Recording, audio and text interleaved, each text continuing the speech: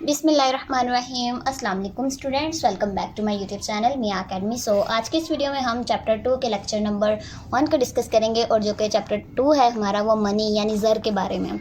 ये chapter start करने से पहले मैं आपको बताती चलूँ कि ये जो आपकी बुक है ये सारी ही थ्योरी बेस है। सो आपने ये चैप्टर 2 जो आपका थ्योरी बेस है, अब आपने इस चैप्टर को किस तरह से करना है बिल्कुल वर्ड टू वर्ड मैं आपको याद करने का बिल्कुल भी नहीं कहूँगी, क्योंकि स्टूडेंट्स जो है वो रट्टा सिस्टम यानी नहीं, बस सिर्फ आपने क्या करना है, कॉन्सेप्ट क्लियर करना है, सेल्फ राइटिंग करनी है, पेपर आपका बहुत ज़्यादा इंशाल्लाह अच्छा हो जाएगा। ये जो है इस बुक में 99 मार्क्स भी आ जाते हैं। अगर आप फर्स्ट ईयर के स्टूडेंट्स हैं तो मैंने आपको लाइव प्रूफ भी दिखाए हुए हैं कि 96, 99 91 मार्क्स आ जाते हैं इजीली। सो आपने कंफ्यूज नहीं होना कि हम किस तरह से इस बुक की तैयारी करें। सो अब जो जो चीज़ें मैं आपको कहूँगी आपने वो कर लेनी है, जिनको मैं रीड आउट करने के लिए कहूँगी आपने सिर्फ रीड करना है। और जिन स्टूडेंट्स की सेल्फ राइटिंग अच्छी है, अब आपने सेल्फ राइटिंग में क्या करना होता है, सिर्फ यानी एक चीज़ को आपने 4 से 5 दफ़ा पढ़ना होता है। जो आपके दिमाग में मेन पॉइंट्स उसके बैठते हैं, पूरे पैराग्राफ के 4.5 जो मेन पॉइंट्स आपने अपने दिमाग में बिठाने होते हैं और उसके रिलेटेड आपने अपनी वर्डिंग में लिख देना होता है। ये नहीं ज़रूरी पेपर चेकर ने ये नहीं देखना होता कि आपने यानी बुक से लिखा है कि नहीं, बिल्कुल सेम टू सेम, सिर्फ पेपर चेकर ने आपका कॉन्सेप्ट देखना है। सो आपने कंफ्यूज नहीं होना। फर्स्ट ऑफ ऑल देखें, जो चीज़ें मैं आपको यानी स्किप करने का कहूँगी उसका ये हरगिज़ मतलब नहीं होगा कि आपने बिल्कुल ही उस चीज़ को स्किप कर देना है, बल्कि उसका मतलब होगा कि कम से कम आपने उसे एज ए MCQs प्रिपेयर लाजमी करना है। ठीक है, सो स्टार्ट करते हैं आज के इस लेक्चर को। फर्स्ट ऑफ ऑल देखें तो ये आपका है, यहाँ से इंसानी तारीख से ज़ाहिर है और यहाँ तक बहस करेंगे।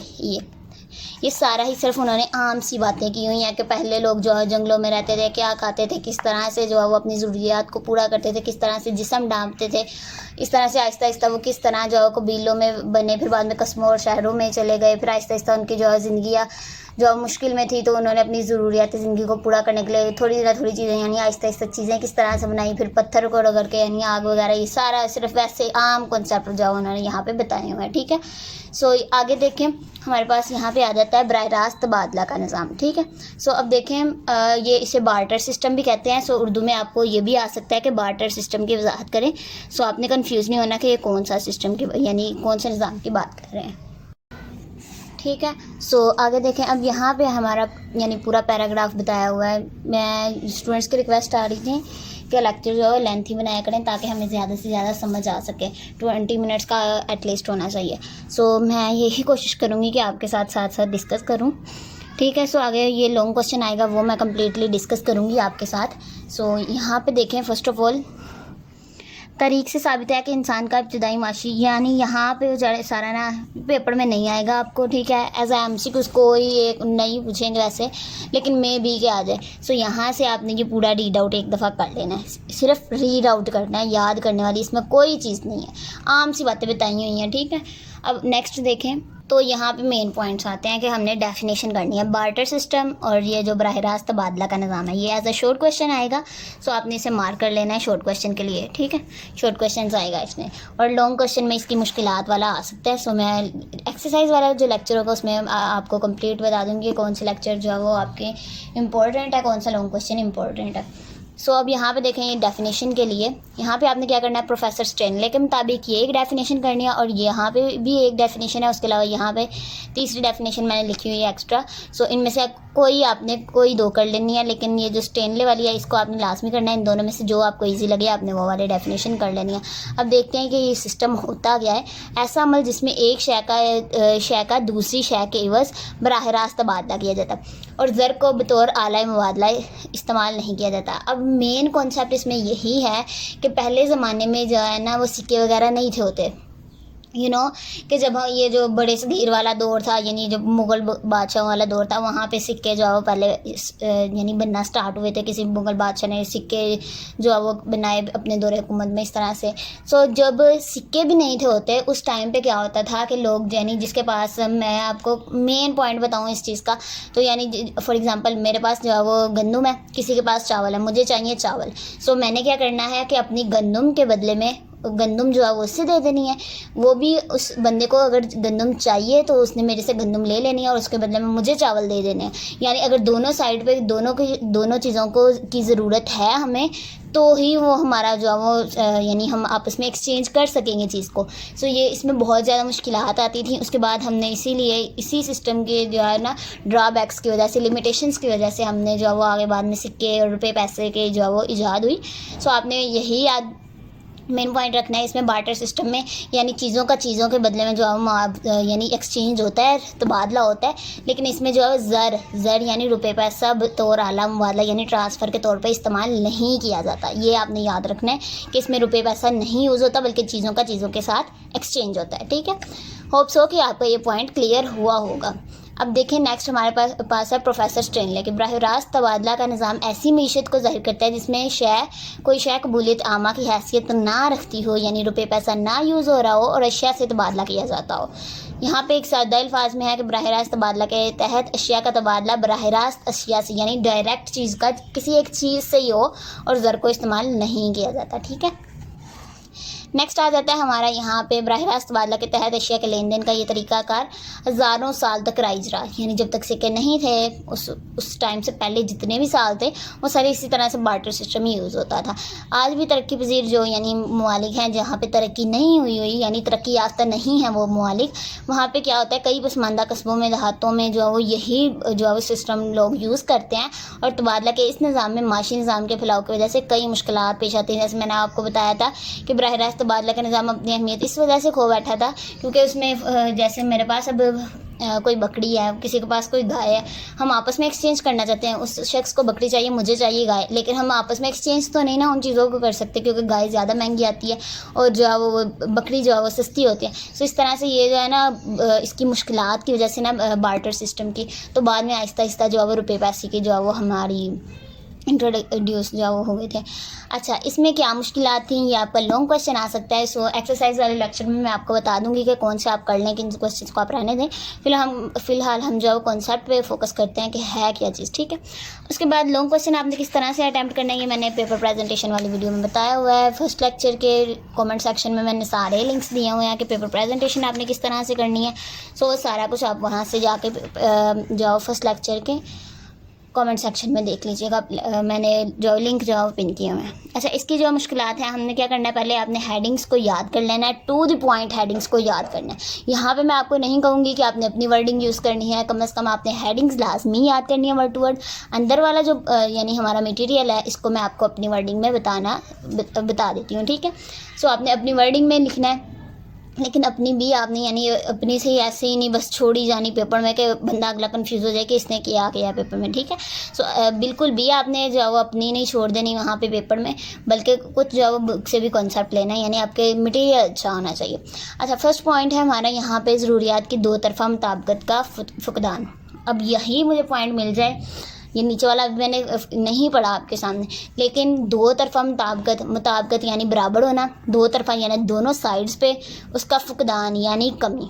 ठीक है, फुकदान यानी लैक और कमी को कहते हैं। ठीक है, यही मैंने आपको आगे पहले बताई थी जो एग्जांपल बकरी और उसकी गाय वाली, आप वो एग्जांपल दे सकते हैं। उसके अलावा ये गंदम और चावल आई थिंक सो यहाँ पे में भी उन्होंने कहा, ये कपड़े की उन्होंने दी हुई है कि गंदम और कपड़े की यहाँ पे एग्जांपल दी है। ठीक है, सो आप कोई भी एग्जांपल दे सकते हैं जो आपको सूट करे। ठीक है, अब देखते हैं यहाँ पे क्या लिखा हुआ है। ज़रूरियात की दो तरफा मुताबिकत का फुकदान बराह रास्त तबादला के निज़ाम की सबसे बड़ी खामी थी।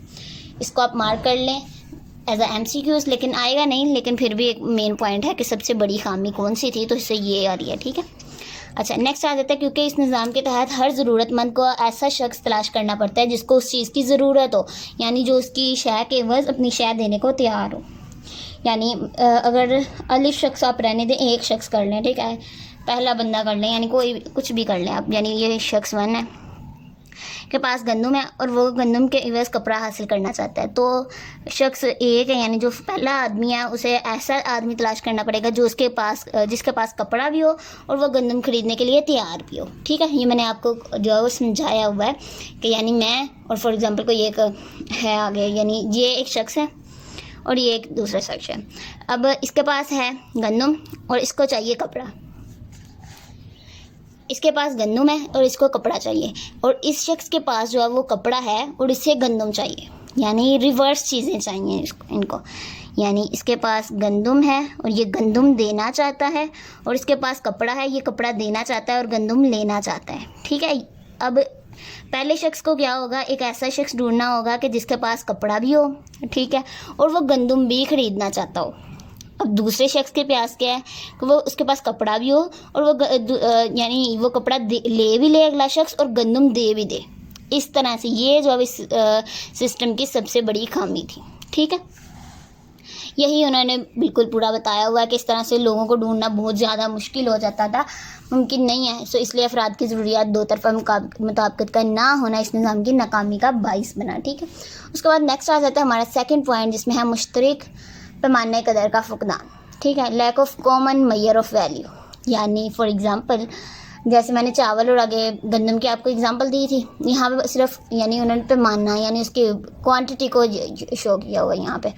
अब देखते हैं, ये ऊपर से आप पढ़ लीजिएगा, ऐसे आम चीज़ें मैं पढ़ा देती हूँ। चलें, बराह रास्त तबादला के निज़ाम में अशिया की निस्बती मालियत को जांचने का कोई पैमाना मौजूद नहीं होता, यानी कि उसका कोई होता नहीं है कि जिससे हम माप सकें कि इतना इसको दे दें और इसके बदले में हम ये वाली चीज़ ले लें। ठीक है, सो जिससे तयन हो सके कि किसी शय के बदले में दूसरी शय की कितनी मिकदार हासिल की जाती है। जैसे फॉर एग्जांपल दूध है एक साइड पे और एक साइड पे गंदम है, अब वो कितना एक दूसरे को हम चेंज करेंगे, इस तरह तो कोई पैमाना नहीं है ना, हमारे पास कोई यानी मेजर करने के लिए कोई चीज़ नहीं है।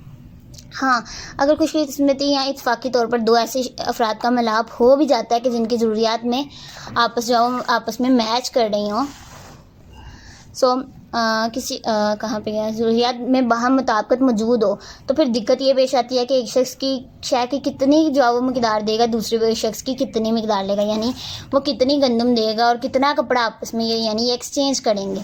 ये इसका जो हमें कंसेप्ट नहीं पता होता कि कितनी चीज़ देनी है। यहाँ पे एग्जांपल देख लेते हैं। फर्स्ट ऑफ ऑल, फ़र्ज़ करें गंदम के ख्वाहिशमंद को ऐसा शख्स मिल जाए जो अपनी गंदम चावलों के इस बदले में यानी आपस में यानी एक्सचेंज कर लें। ठीक है, दोनों जो करना चाहते हों। ऐसे में अगर चावलों का मालिक 10 किलो चावल के एवज़ में 20 किलो गंदम तलब करे, लेकिन गंदम का मालिक 10 किलो चावल के इवज़ में 10 किलो गंदम देने को तैयार हो, तो इस तरह क्या होता है, दो तरफा मुताबिकत के बावजूद सौदा नहीं हो पाता, क्योंकि एक शख्स जो है वो ज़्यादा चीज़ दे रहा है और कम ले रहा है, लेकिन एक शख्स जो है वो कम दे रहा है और ज़्यादा ले रहा है। सो इस तरह ये जो है ना इस यानी सिस्टम का सबसे बड़ा यानी उसके बाद जो है ड्रॉबैक है, यानी मुताबिकत नहीं होती है उनमें दो तरफा। उसके बाद जो है वो किस पैमाने पे हम जो है वो आपस में चीज़ें एक्सचेंज करेंगे, इस बात का भी जो है वो हमें पता नहीं चल पाता। उसके बाद नेक्स्ट आ जाता है थर्ड पॉइंट हमारा, अशिया की अदम तकसीम पजीरी, यानी ऐसी चीज़ें जिनको हम डिवाइड नहीं कर सकते। ठीक है, अदम तकसीम पजीरी, अदम यानी लैक यानी कमी होना, और तकसीम पजीरी जिन चीज़ों को हम जो है तकसीम ना कर पाना।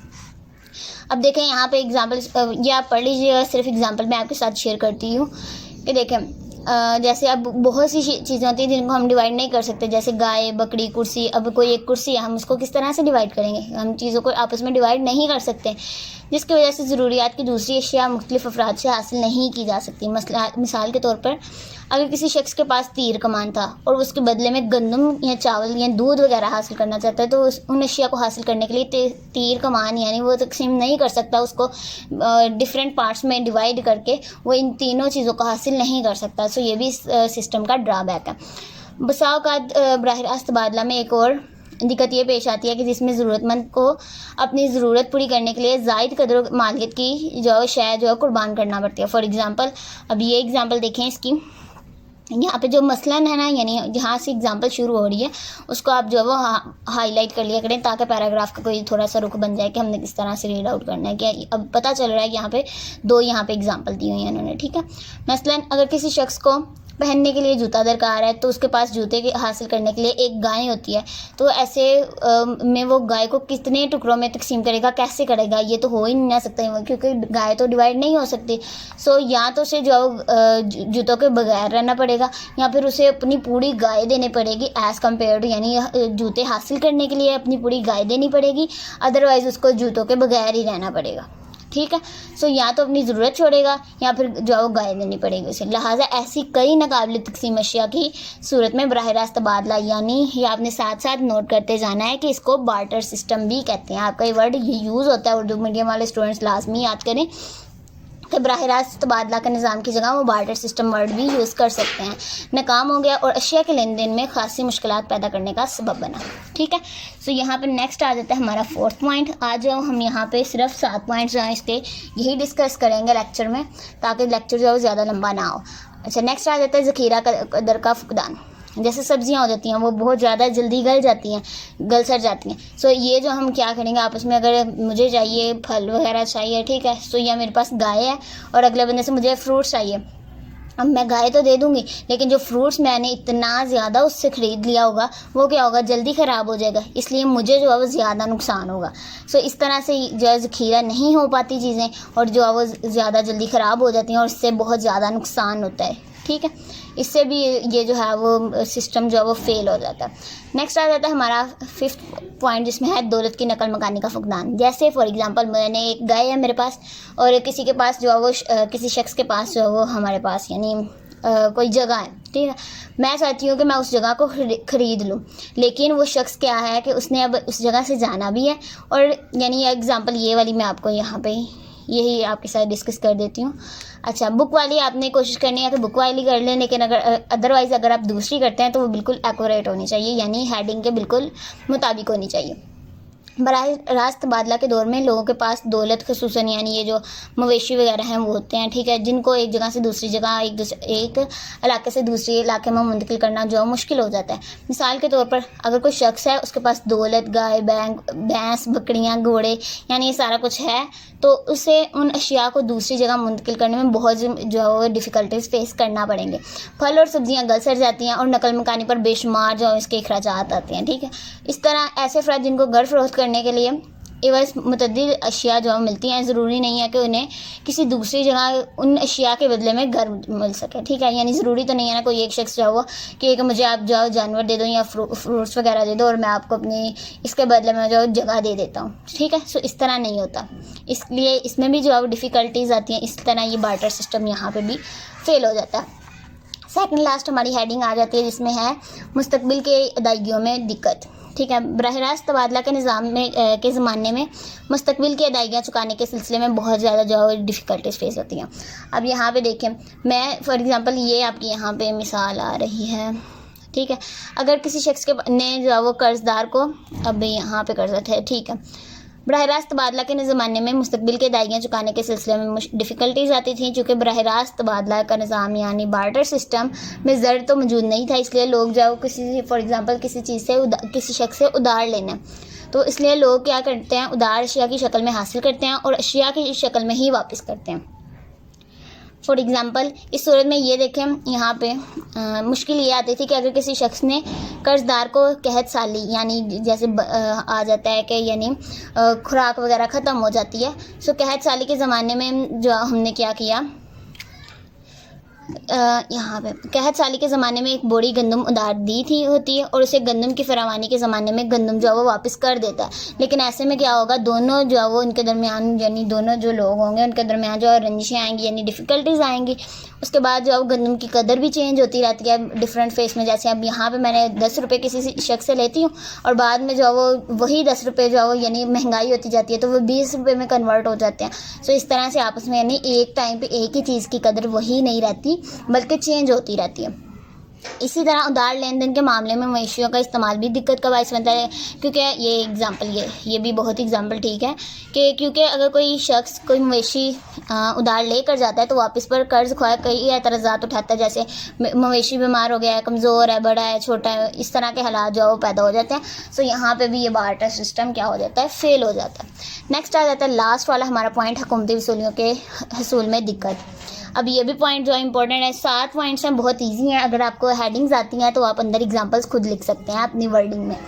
बराह रास्त तबादला के ज़माने में एक और मुश्किल ये थी कि हुकूमत अपने वाजिबात और अखराजात जैसे हम टैक्स वगैरह पे करते हैं इस यानी दौर में, सो वो क्या उस ज़माने में क्या होता था कि जैसे कोई किसान है वो अब क्या करेगा, टैक्स यानी रुपये पैसा तो होता नहीं था उस टाइम पे। अब वो क्या करेगा, अपना फ्रूट्स वगैरह टैक्स के तौर पे कुछ जो है वो दे देगा उसमें से। अब हुकूमत जो है वो उसको सेव तो नहीं कर सकती ज़्यादा टाइम के लिए, क्योंकि वो तो घर सड़ जाते हैं। उसके अलावा जैसे गाय बकरियां वगैरह कोई शख्स है वो पालता है, तो वो क्या करेगा, उसमें से अगर कोई अपना जानवर दे भी देता है तो हुकूमत क्या करेगी, अब उसको पहले संभालना शुरू कर देगी। ये तो नहीं ना, क्योंकि उस टाइम पर ज़र नहीं होता था, इस वजह से ये भी जो है निज़ाम बुरी तरह मुतासिर होता था और अपनी कदर जो है वो खो बैठा। सो ये सारे जो है साथ के साथ इसके ड्रॉबैक्स हैं हमारे बार्टर सिस्टम के, बराह रास्त तबादला के निज़ाम के। होप सो कि आज का लेक्चर आपको जो है वो पसंद आया होगा, समझ आया होगा। अगर कोई भी क्वेश्चन हो so you can comment me, और दुआओं में याद रखिएगा। टेक केयर, अल्लाह हाफिज़।